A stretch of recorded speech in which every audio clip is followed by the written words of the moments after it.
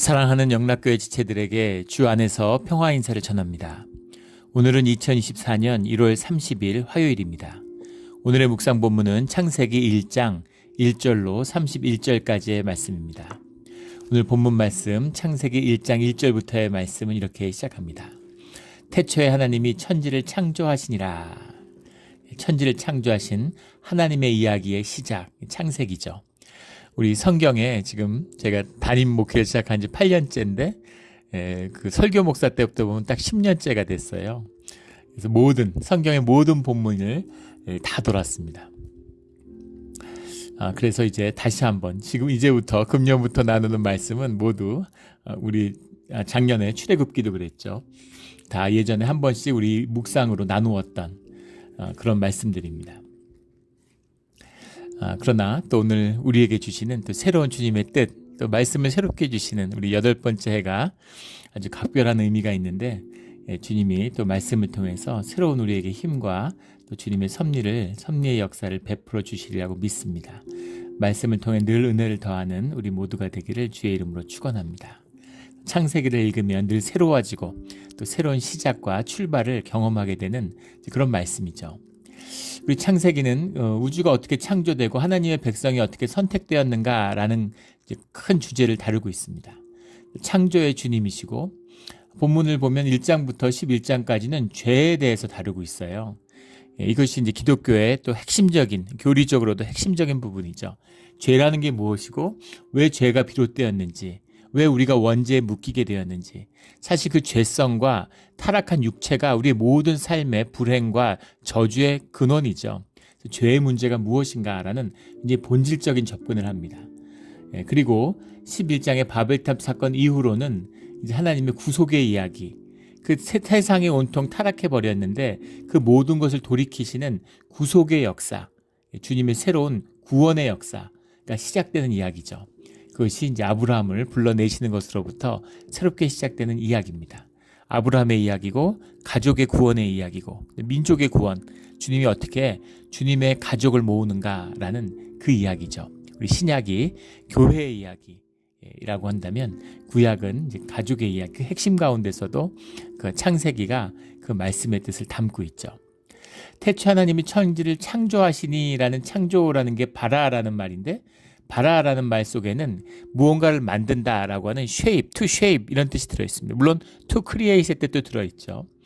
그래서 이것을 전통적인 이제 그 근동의 신앙, 뭐 그리스의 그 어떤 신관 이런 데서 보면은 이 바라라는 의미가 기존에 주어져 있던 것에 어떤 물질의 질서를 부여하는, 그러니까 원래 본질적으로 뭔가 물질은 존재하는데 그 안에 질서를 부여했다, 이런 식으로 이해를 해요.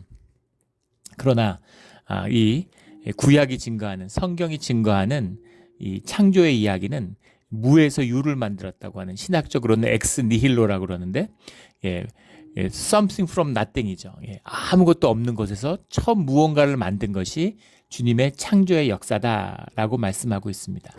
그리고 놀랍게도, 뭐 놀라운 게 아니라 당연한 것일 수 있겠지만 또 정말 경이로운 것은 이것이 우리가 현상 가운데서도 만날 수 있는 진실이라는 겁니다. 진리라는 거예요. 물리학에서 빅뱅 이론이라는 걸 이야기하죠. 정말 그 신비입니다.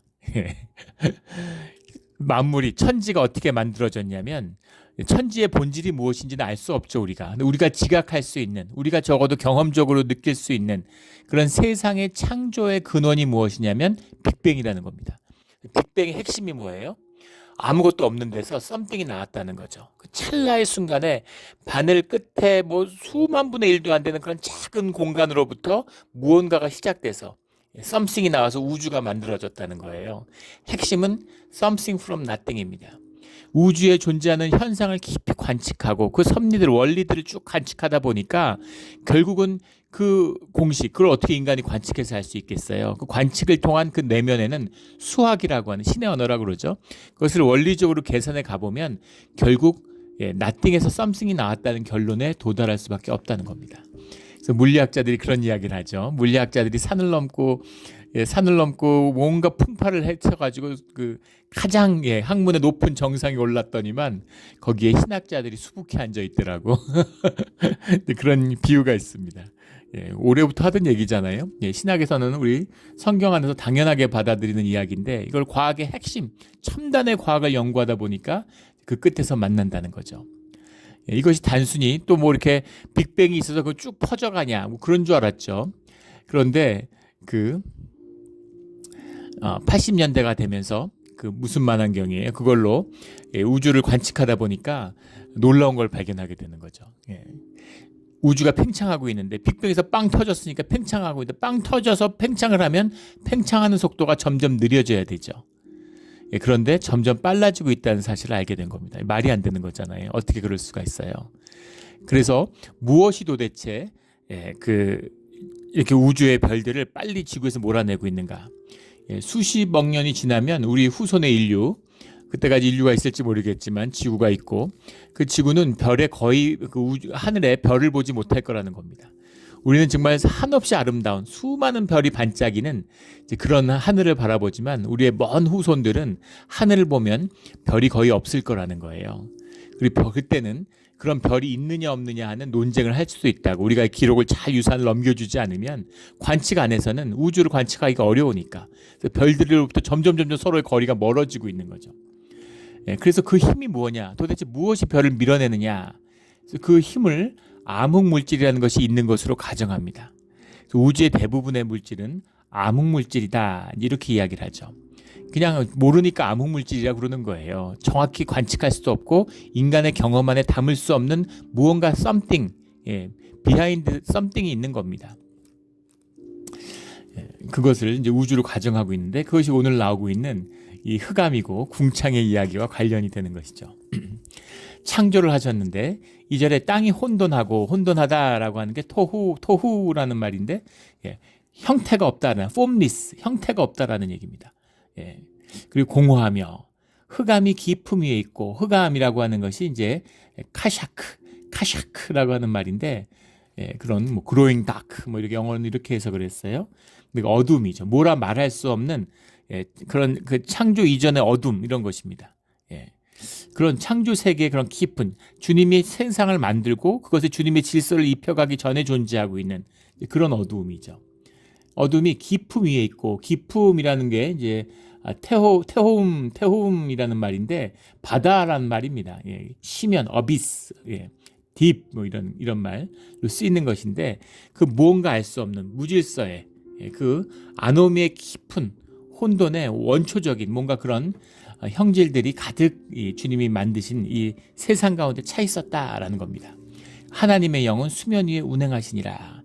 주님의 영, 이미 창세기 1장 2절에 하나님의 영이 나와요. 그래서 뭐 성령이 있네 없네 이런 얘기는 말도 안 되는 소리죠. 성경을 모르는 사람들이 하는 소리입니다. 창세기 딱 열면은 하나님의 영이 바로 나오는데 그 영이 그 하나님의 모든 물질과 섭리 가운데 주님의 영이 함께하고 계시다는 거예요. 그러니까 주님이 뭔가 초월적이어가지고 질서를 딱 던져서 거기서부터 뭐가 이렇게 시작되는 이제 그런 측면도 있겠죠. 그러나 그 모든 또 물질의 운행과 모든 그 물성 가운데에서도 주님의 다스림, 주님의 통치가 함께하고 있다라는 겁니다. 주님과 하나가 되면 모든 천지 만물과의 안에서의 연합과 화해가 이루어지는 것이죠. 놀라운 비밀이에요. 3절에 하나님이 빛이 있으라 하시니 빛이 있었고, 빛이라고 하는 것, 주님이 빛이시고 빛이 신성에 대한 표현이죠. 또 빛이 있기 때문에 시간이라는 것이 형성이 되고 빛이 있기 때문에 우리가 세상을 감각하고 감지하게 되죠. 이 빛이라고 하는 단어가 오르라는 오르라고 하는 말인데 이게 똑같은 말이 또 14절에는 광명체다 이렇게 썼어요. 메로트라는 말인데 이것도 오르라는 말입니다. 빛이란 얘기예요. 그러니까 하늘의 별을 만든 빛이 있게 하는 그런 역사가 주님 안에 있었다라는 것이죠. 6절에 나오는 하나님이 이르시되 물 가운데 궁창이 있어 물과 물로 나뉘라 하시니 물 가운데 물과 물로라는 게 마임이라는 말인데 마임이라는 말을 그냥 워터라고 해석을 합니다. 우리도 물이라고 해석을 했죠. 영어 번역을 그대로 받은 거예요. 근데 이 물은 우리가 지금 보는 현상계에서 보는 물질계의 그 물이 아니죠. 이 물은 우리가 말하는 그 워터가 아닙니다. 뭐라고 해석해야 될지 잘 모르니까 그냥 마임이라고 했으면 낫지 않았을까. 그래서 뭔가 그런 형질 같은 거죠. 무언가 알 수 없는 그런 세상의 물질적인 실제들이 가득했다는 겁니다. 이게 물이에요. 이게 세상 가운데 가득한 거죠.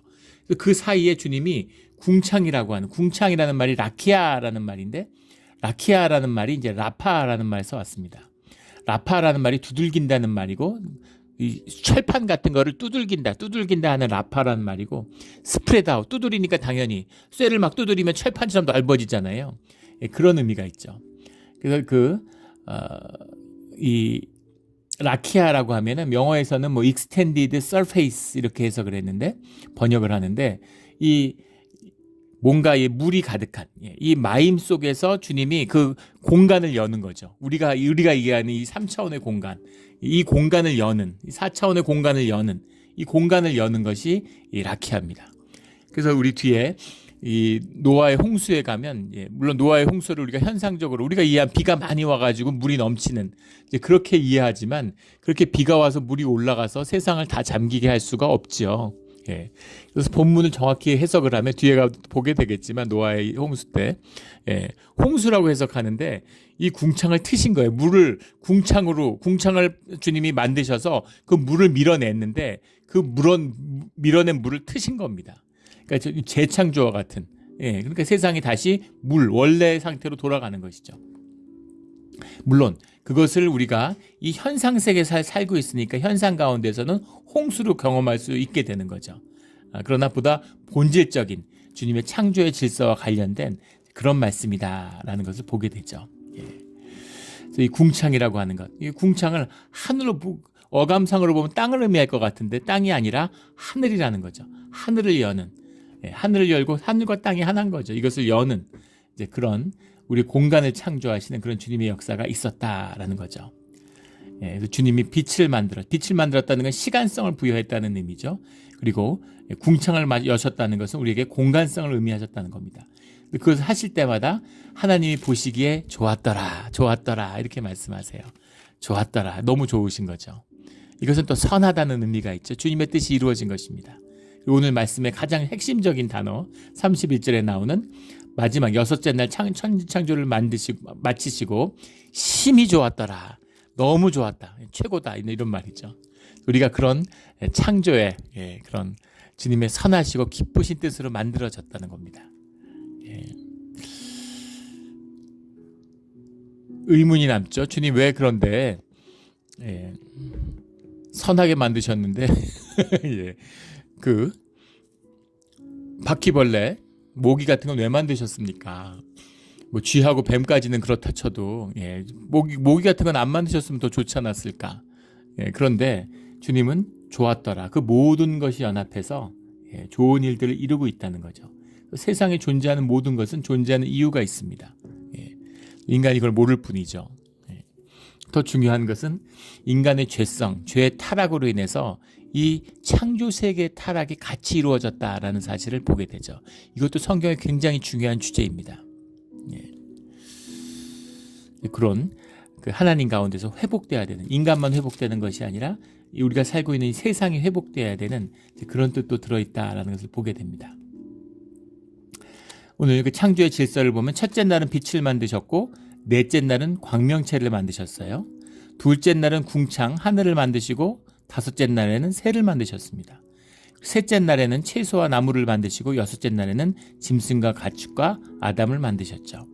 그래서 광명체가 살 곳을 만들고, 새가 살 곳을 궁창을 만드시고, 짐승과 가축이 살 수 있는 채소와 나무를 만드시고, 공간을 창조하시고, 1 플러스 3이 4가 되고, 2 플러스 3이 5가 되고, 3 플러스 3이 6이 되는, 유대인들은 이런 의미를 굉장히 중요하게 생각하죠. 3이라는 것이 이제 하나님을 상징하는 숫자이기 때문에, 하나님의 임재와 섭리를 상징하기 때문에 그 빛이라고 하는 현상세계 가운데 하나님이 함께 더해지셔야지 그 삶의 길이 열린다는 거죠. 그래서 궁창 하늘이 있지만 하나님의 창조의 섭리와 은혜가 있어야지만 새의 삶이라고 하는 새의 보금자리가 생겨난다. 그래서 궁창과 새가 만나게 되고, 빛과 별이 만나게 되고, 채소와 나무와 짐승과 가축이 만나게 되는, 이것이 하나님이 운행하시는 섭리, 하나님과 함께 살아야 하는 비밀이다. 뭐 이렇게 유대의 전통에서는 풀기도 해요. 일리가 있는 말씀이죠. 그래서 하나님과 함께 살아가는, 하나님이 만드신 거니까, 하나님의 질서가 있으니까 그 안에 있어야지 그것이 빛이 나고 또 삶의 의미와 목적이 이제 이루어져 가는 것이죠. 이 섭리를 깨닫고 만나서, 이 구원의 깊은 의미를 만나서 우리 주님의 소명을 맞는 그 인도하심, 목적이 이끄는 삶을 살아가는 우리 모두가 되기를 주의 이름으로 축원합니다. 이게 안 맞아서 힘든 거예요. 주님의 뜻에 따라 살아야 되는데 내 뜻으로, 내 에고로, 내 고집으로, 내 경험으로, 내 거짓이죠. 에고가 거짓이잖아요. 마귀한테 쏘가서, 우리 육체의 죄성에 쏘가서 그렇게 살아가는 것이죠. 우리가 육성을 가지고 있지만 그것을 다스릴 수 있는 영, 주님의 영을 받았습니다. 굉장히 중요한 비밀이죠. 마치 그래서 육성에 휘둘려서 육성이 없으면 삶이 못 살 것처럼 얘기해요. 그렇지 않습니다. 그걸 초월하고 거스를 수 있는 인간의 추악함, 인간의 죄성이 있어요. 추악함이 있습니다. 너무나 잘 알죠. 인간에 대해서 어설픈 무슨 선이나 인간의 존재에 대한 그릇된 가정이나 이런 것들은 파국을 불러오죠. 세상 학문이 다 그렇잖아요. 경제학이 예측하는 게 다 틀리죠. 우리 20세기의 경제적 예측을 분석해 보면 경제 예측에 반밖에 맞지 않는다고 그래요. 반이 맞는다는 건 뭡니까? 동전을 던지는 거하고 똑같다는 얘기죠. 동전을 계속 던지면 결국은 50대 50으로 확률로 수렴됩니다. 그래서 뭐하러 예측을 하고 뭐하러 분석을 해요. 50% 맞출 거면. 근데 왜 그러면 그게 틀릴까? 그렇게까지 명석한 사람들이 수많은 데이터를 이용하는데 왜 틀릴까? 가정이 잘못되었기 때문이죠. 인간이 합리적이고 선하다는 가정하에서 출발하기 때문입니다. 문제는 인간은 선하지도 않고 합리적이지도 않죠. 인간은 비합리적이고 악해요. 그것이 문제죠. 그러나 그것이 또 진실의 전부가 아닙니다. 하나님의 형상에 따라 만들어진, 오늘 말씀에 나오는 26절의 말씀이죠. 그 형상에 따라 만들어져서 그 모든 것을 다스릴 수 있는 권세가 우리에게 있죠. 그래서 희망이 있는 겁니다. 희망이 있어요. 그것이 우리가 메시아를 기다리고 우리 구원의 소망이 되는 것이죠. 우리 이 소망을, 이루어지는 이 소망을 누리며 살아가는 삶이 되기를 주의 이름으로 축원합니다. 26절에 하나님 이르시되 우리의 형상을 따라, 여섯째 날에 이루어지는 일이죠. 우리의 모양대로 우리가 사람을 만들고 그들로 바다의 물고기와 하늘의 새와 가축과 온 땅의 모든 기는 것들을 다스리게 하자. 형상에 따라, 찰메누라는 말인데, 찰메누라고 하는 형상이 이제 신학적으로 굉장히 중요한 단어입니다. 그것을 영어 성경에는 그냥 이미지라고 해서 우리가 형상을 따랐다는 게 주님의 모습을 따라 만들었다는 것이 아니죠. 모습도 물론 비슷하고 따라서 만들었겠죠. 왜냐하면 우리의 모양대로라는 말입니다. 뒤에 나온 우리의 모양대로라는 다마흐라고 하는 말, 다마흐라는 말이 이제 likeness죠. 영어로 likeness. 이것이 이제 모양, 말 그대로 외모가 비슷하게 만들었다는 거예요. 하나님이 생긴 것처럼 우리도 그렇게 만들었다는 거죠. 그런데 앞에 나오는 형상을 따라라는 건 외모의 뜻이 아니라 그 어떤 본질적인 하나님의 하나님됨, 그 특질에 따라 이런 말입니다.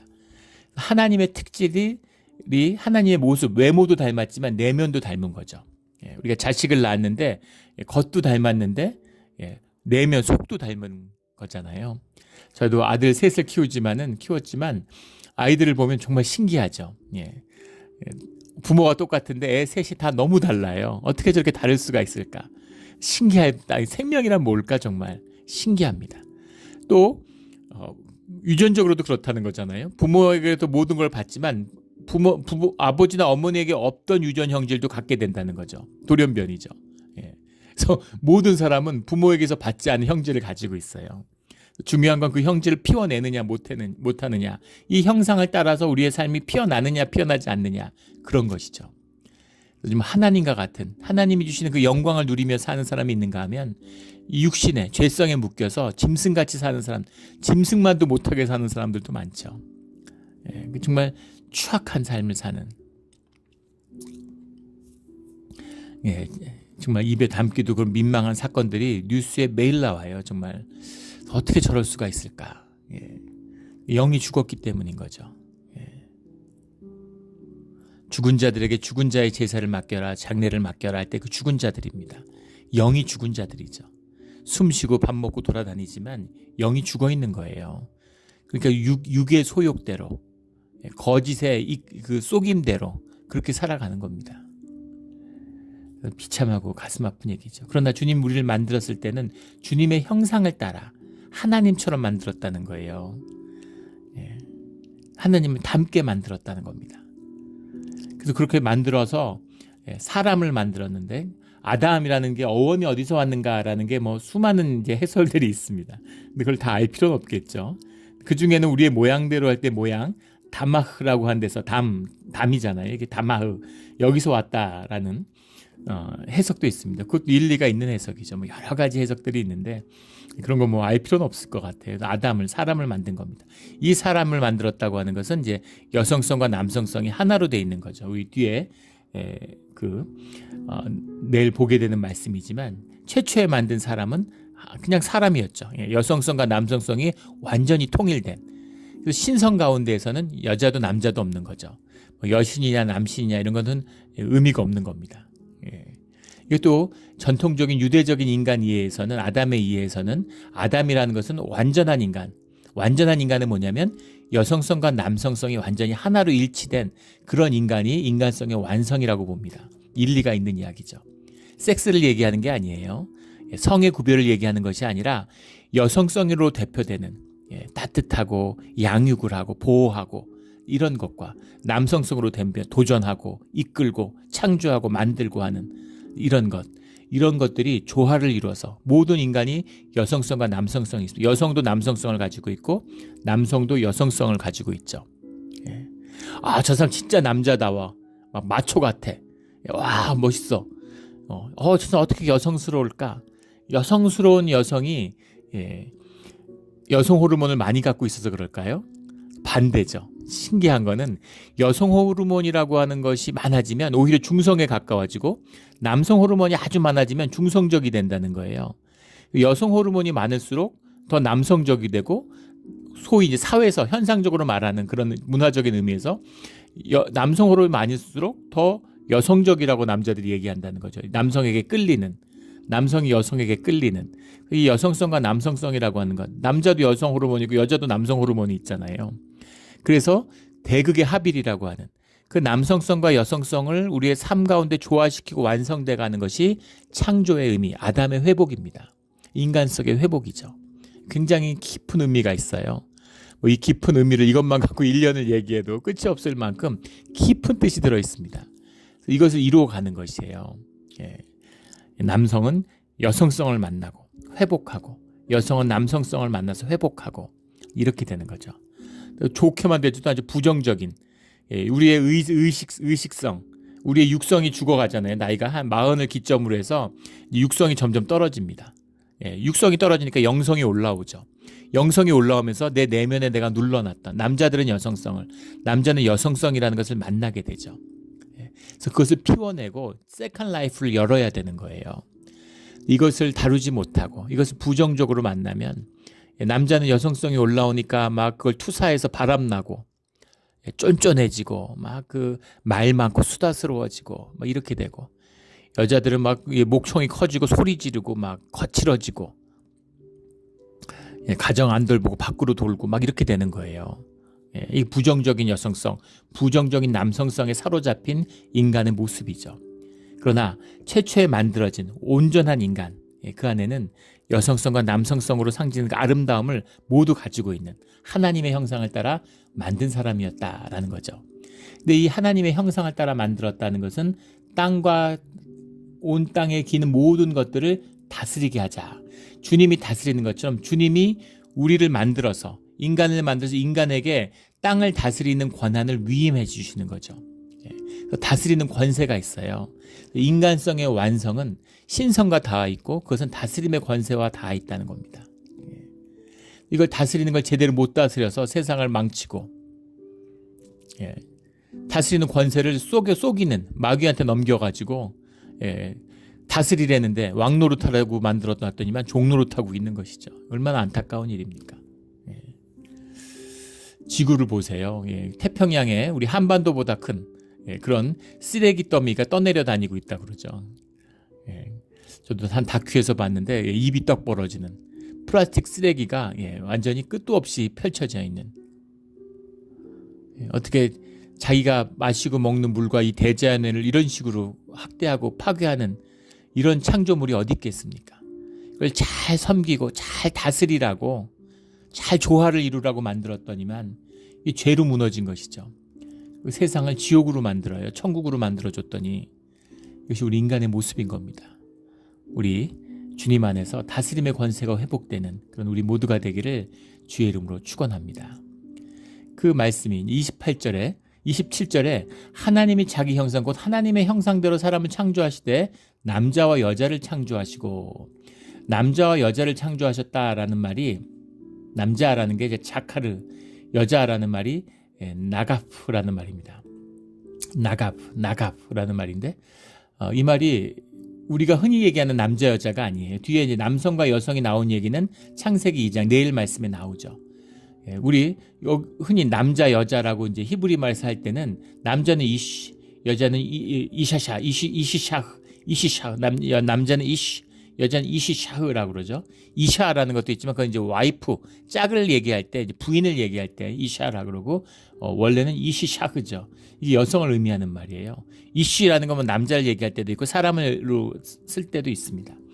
그런데 여기 나오는 자카르라고 하고 나카프라고 하는 것은 이 남성성과 여성성이죠.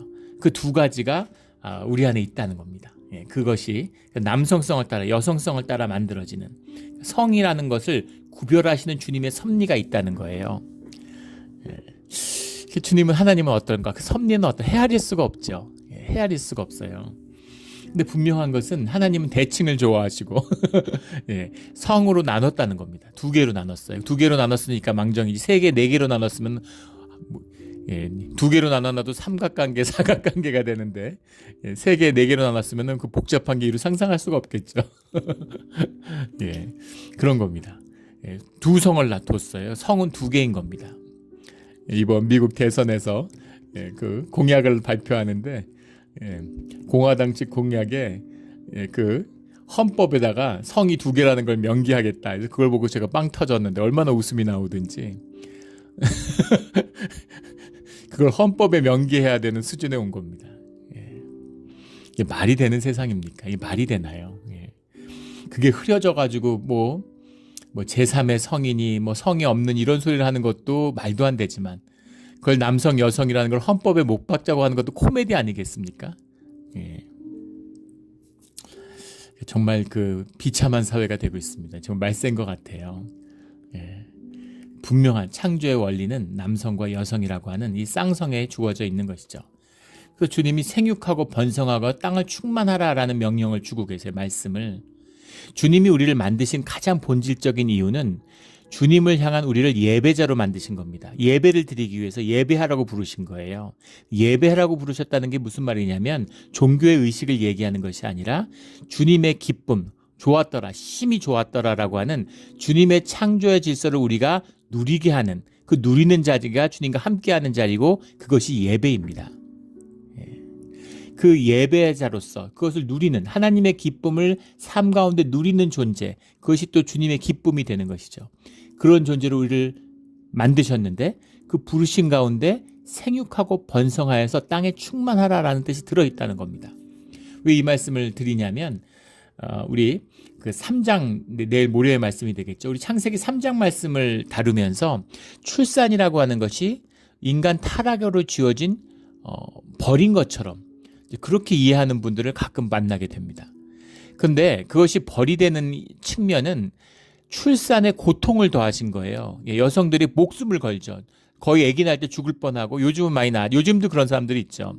출산하다가 많은 여성들이 죽습니다. 고대나 옛날엔 더 말해 뭐하겠어요.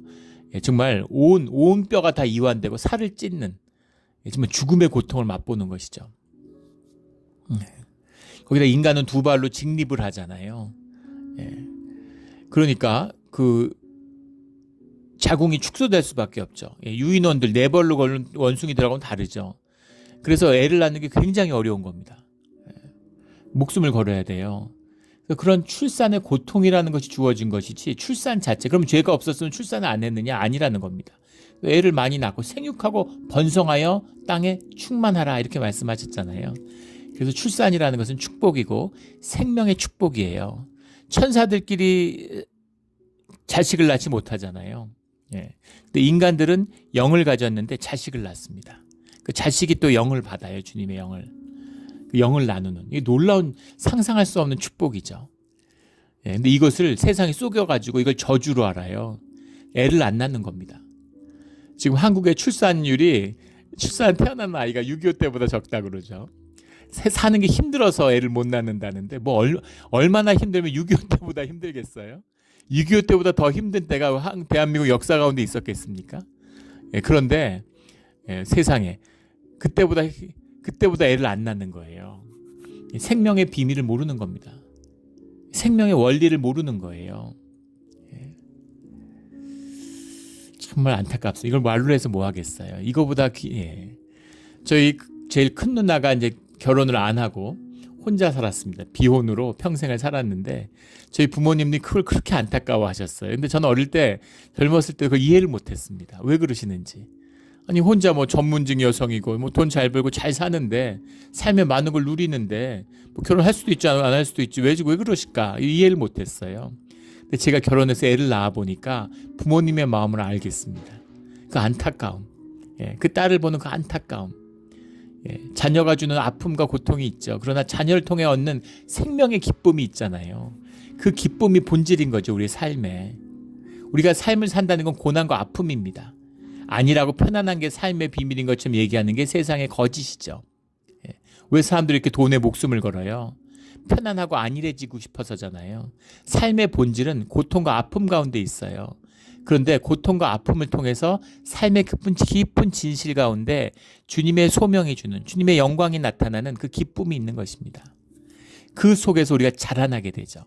우리가 고통과 아픔 가운데 고난 가운데 자라나기 때문에 그 생명의 비밀을 누릴 수 있는 거예요. 자녀를 우리가 고생하고 아프고 희생하면서 키웠기 때문에 그 자녀의 기쁨이 내 기쁨이 돼서 그 기쁨을 누리는 것입니다. 이게 생명의 비밀이에요. 그런데 세상에 쏘가가지고 자녀를 안 낳아요. 얼마나 산다고, 무슨 고생을 한다고, 힘들어가지고 자녀를 못 낳고 결혼할 생각을 안 하고 자녀 낳을 생각을 안 하는 거죠. 그러면서도 또 외롭고 이러니까 생명은 연합해야 되는데 외롭고 혼자 사는 게 힘드니까 또 다 개를 키워요. 한국 사람은 3분의 1이 혼자 살고 3분의 1이 또 둘이 산대잖아요. 혼자 살고 힘드니까 외로우니까 또 개 키우고 고양이 키우고 한국에서만 1,000만 마리 미국에서만 8천만 마리의 개를 키운답니다. 고양이는 뺀 숫자예요. 생육하고 번성하고 다스리라고 생명과 함께하고 생명과 연합하고 그 가운데 기쁨을 누리도록 만들어졌어요. 그 사람에게서 느껴야 할 기쁨을 못 느끼니까 그걸 개에서 찾고 고양이에서 찾고 뭐 거북 뭔가 걸 다 키우잖아요. 그것도 참 인간의 어떤 그 하나님의 형상의 비밀이죠. 온갖 생명체를 다 키워요. 상상을 초월합니다. 요즘에 뭐 유튜브 같은 데서 그런 거 소개하잖아요. 그래서 자기 집에서 당나귀 키우고 말 키우고 아파트에서 악어 키우고 저도 그 즐겁게 즐겨보는 영상 중에서 악어를 키우는 청년이 있습니다. 야, 참 어떻게 악어를 키우나 싶은데 뱀 키우는 사람들도 있고 그런 다스리는 생명을 키우고 섬기고 다스리는 그것이 하나님의 형상이 그게 피어나야 되는 거죠. 그것이 온전히 풀려져서 그 생명의 기쁨이 충만한 우리의 삶이 되기를 주의 이름으로 축원합니다. 29절에 하나님이 이르시되 내가 온 지면에 씨 맺는 모든 채소와 씨 가진 열매 맺는 모든 나무를 너희에게 주노니 너희의 먹을거리가 되리라. 이 말씀에서 보면 육식이 허용되지 않는 과일과 채소로만 먹고 사는 그런 곳이었다. 창조의 원리는 이런 분을 볼 수 있겠죠. 육식에 대한 이야기는 훨씬 뒤에 가면 나오죠. 그러니까는 피를 흘리는, 피가 생명이고 주님이 창조하신 생명의 피를 흘리지 못하게 하는 그런 것이 있는 거예요. 그래서 우리가 피를 흘리고 피를 먹는다는 것 자체가 우리의 죄고 우리의 타락이고 그 타락 자체가 주님의 창조된 이 세상의 타락과 연결되어 있다라는 것을 보게 되는 거죠. 그 모든 타락과 죄성이라고 하는 그 피 흘림의 죄성을 씻은 것이 예수 그리스도의 보혈입니다. 그 주님이 이 땅에 피를 뿌리셨다고 하는 그 의미는 세상의 이 땅, 이 오염되고 타락한 이 땅을 재창조되었다. 마치 주님이 제2의 아담이 되고 새로운 주님의 영을 받은 새로운 인간의 역사가 시작되는 것처럼 새로운 창조의 역사, 제2의 사람만 창조된 게 아니라 이 땅도 새로 창조되었다라고 하는 그런 신학적인 의미가 들어있는 것이죠. 그래서 역사가 일변하게 되는 겁니다. 우리 인류학 이런 걸 보면은 우리는 세상이 자꾸 나빠진다고 얘기하는데 뭐 그렇게 보이는 측면이 있죠. 그러나 크게 보면 인간의 그 잔인함과 인간의 폭력성이라는 건 어마어마합니다. 맘모스가 왜 멸종했는가에 대해서 막 이렇게 그 여러 가지 연구를 하고 온갖 연구를 다 했는데 가장 유력한 결론은 결국 인간이 멸종시켰다는 거 아니에요? 사실 별거 아니라는 겁니다. 맘모스 사람이 못 잡아먹죠. 잡아먹는 거 어렵습니다. 그러나 맘모스의 새끼는 잡아먹을 수 있죠. 태어나는 것마다 2마리씩만 잡아먹으면 500년만 지나면 멸종한다는 거죠. 그러니까요. 이 주님이 만든 걸 다 멸종시키고 돌도끼 들고 다닐 때 얘기예요. 폭력성이 어마어마했습니다. 우리 그 성경에 나오는 그 아수르 이런 그 얼마나 잔인했는지 사람은 전쟁을 하면 사람들의 피부를 다 벗겨가지고 그것을 그 성벽에 붙이고 입에 담을기도 좋지 않은 그런 온갖 상상할 수 없는 악행들을 저질렀어요.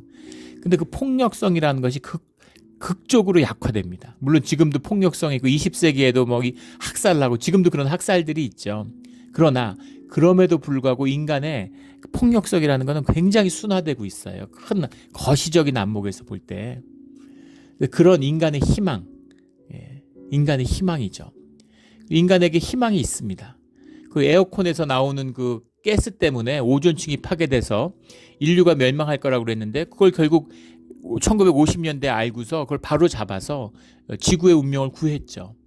물론 구했다는 건 어폐가 있고 주님의 은혜고 주님이 주시는 거지만 우리가 할 수 있는 일이 있다는 겁니다. 다스림의 권세가 우리 가운데 있다는 거예요. 주님이 기뻐하시고 그런 걸 하라고 내가 너희를 만들었다 이렇게 말씀하실 것 같습니다. 교회도 마찬가지죠. 온갖 사람들, 세상 사람들 다 모이는데 교회에 왜 그렇게 병든 사람들이 많은지 예전에 제가 섬겼던 교회 목사님이 그런 얘기를 하세요. 그렇게 바르고 반듯하고 옳고 온전하면 왜 교회에 왔겠냐고, 병들고 아프니까 교회에 오지 않았겠냐고 이렇게 말씀하시는 말씀이 오래 기억에 남습니다. 아플고 병들고 세상에 온갖 찌질한 사람들이 뭐 저도 그렇지만 다 교회에 모여들잖아요. 은혜에 목말라서.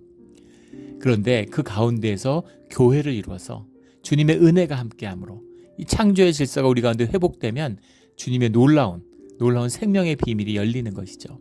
그게 미국의 역사이기도 합니다. 유럽에서 추방되고 온갖 범죄자들 찌질한 사람들 다 모였는데 그런데 미국이 세계를 선도하는 국가가 됐어요. 세계의 모든 혁신적인 그런 것들이 다 미국에서 나옵니다. 이것이 퓨리탄들, 자녀에게 신앙의 자유를 선물하고 싶었던 그 퓨리탄들의 희생으로부터 시작되는 이 신앙의 비밀입니다. 신앙이라는 게 무슨 종교 행위가 아니에요. 주님을 만난다고 하는 것이 무슨 마음의 위로를 받고 뭐 이런 슬픔을 눈물을 닦아주시고 물론 그런 게 있죠. 그런 차원의 이야기가 아니라는 겁니다. 창조의 질서, 생명의 질서에 관한 말씀이라는 거죠. 이 말씀을 마지막에 31절에 심히 좋았더라. 우리를 만드시고 주님이 심히 좋았다. 그냥 좋은 게 아니라 너무 좋았다. 최고다. 최고다. 예. 우리 메리 포핀스라는 영화가 기억하시는 분이 있을지 모르겠는데 제가 굉장히 어릴 때 좋아했던 영화인데 거기 노래 중에 Practically Perfect라고 하는 메리 포핀스가 자기 거울을 보면서 Practically Perfect라고 얘기하죠. 실제적으로 완벽함은 없지만 실제적으로는 거의 완벽해 이런 얘기죠. 웃음이 나오는 코믹한 부분인데 주님은 우리를 만드셨는데 practically perfect한 게 아니라 greatly perfect한 겁니다. 너무나 온전한, 너무나 옳은 주님이 너무나 완벽해서 심히 기뻐하셨어요. 그것이 우리의 존재입니다. 이 존재의 비밀을 회복하는 것이 예수 그리스도의 비밀이고 십자가의 비밀입니다. 이 비밀을 만나서 생명을 피워내는 우리 모두의 삶, 우리 교회가 되기를 주의 이름으로 축원합니다. 아멘. 기도드리겠습니다. 하나님 아버지 감사합니다. 주님의 창조의 질서를 우리가 정말 먼지 한 톨만큼도 헤아릴 수 없습니다. 그러나 우리를 향한 사랑 가운데서 주님이 생명을 얼마나 귀히 여기시는지, 또 우리에게 한 주님의 꿈이 얼마나 크신지를 느낍니다. 주님, 우리 안에 믿음 가운데 주님의 길을 가면서 우리 가운데 이 창조의 질서, 창세기의 주님의 뜻이 회복되는 그런 역사를 만나게 하여 주시옵소서.